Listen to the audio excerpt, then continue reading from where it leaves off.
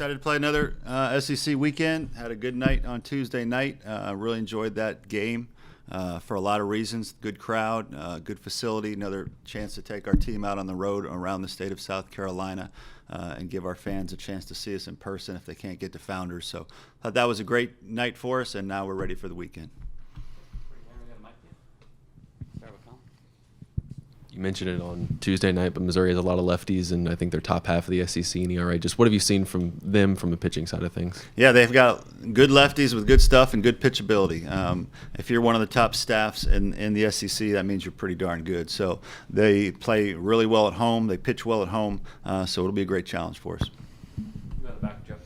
Coach, just knowing how difficult it's been to navigate SEC play up to this point, how do you just manage the mindset going into the final few series you have left to try to turn the tide, hopefully to get some confidence towards the end of the season? You just focus day to day. That's all you can do. You try to improve by the day, try to make adjustments that are necessary, and you just try to keep the guys with the respect for the game, playing the game the right way. You continue to play hard because there are things out of our control, but the things that are in our control are: do you play the game the right way? Are you coming to the park every day prepared to do well? Those are the things that will stand the test of time. The struggles we're going through will fade, but the things that you're all about, that will stand the test of time.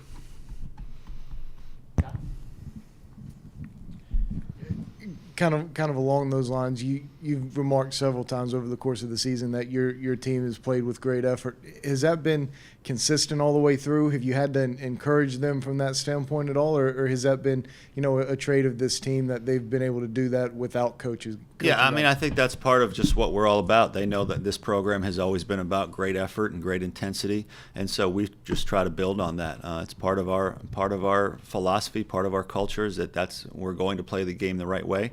Does that mean we're perfect 100% of the time? No, we've had to make some changes in games throughout the course of the year for younger players especially that don't quite know that that's every pitch of every game, and we've had to take a guy out of a game here or there just to get a message across. But for the most part, this team comes to the park to play hard, and that's very important.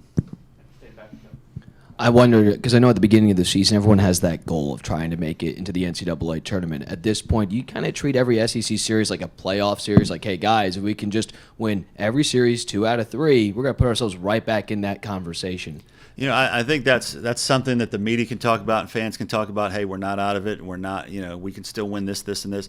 From an internal standpoint, with coaches and players, you're just trying to win your next game. You understand and you look at standings and you do all that stuff. But at the end of the day, you can only focus on the next game and the next practice and the next at bat. The looking at standings and all that, players can't get bogged down on that. They do that, I think it starts to put too much pressure on you. And then what happens if you think you're mathematically eliminated? Then do you just mail it in?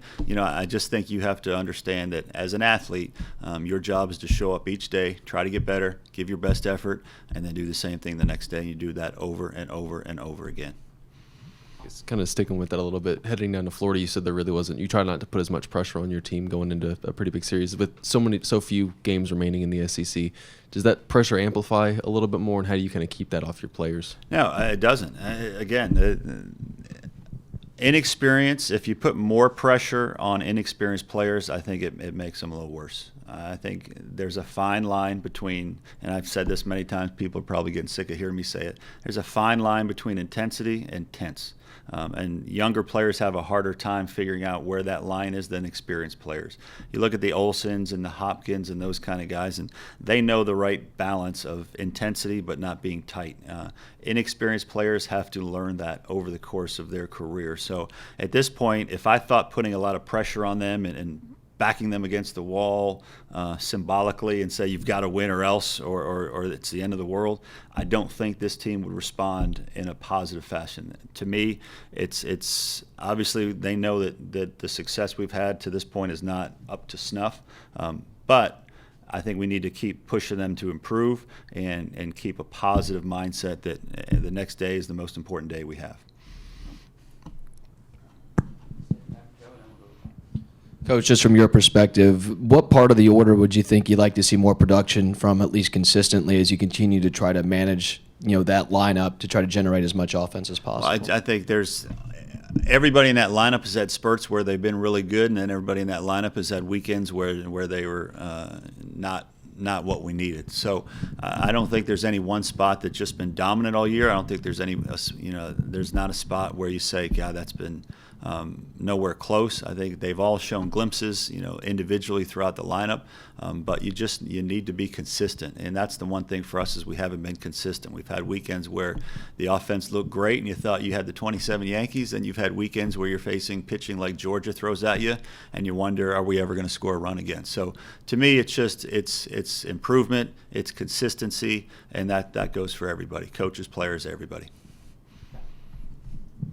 Cole Ganopoulos, it seems like he's pitched a lot better. It hasn't been really the high-stress situations, but it seems like he's pitched a lot better. Is he earning more chances and maybe some more leverage spots? Well, I think for him, he's been one of the few guys we've been able to use in a role that makes sense for him in terms of not asking him to do too much, and because of that, he's had good success.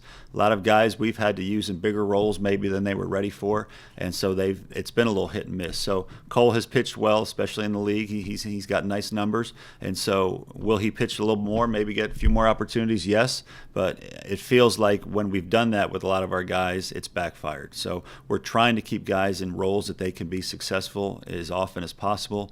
I think he's a good example of that. Because we talked a lot about Carmen's rehab, but how's Ridge doing? Is there a situation where you could potentially see him coming back this year? That's still probably 50-50. Still 50-50. It hasn't gone as well as we had hoped, and so it's still 50-50.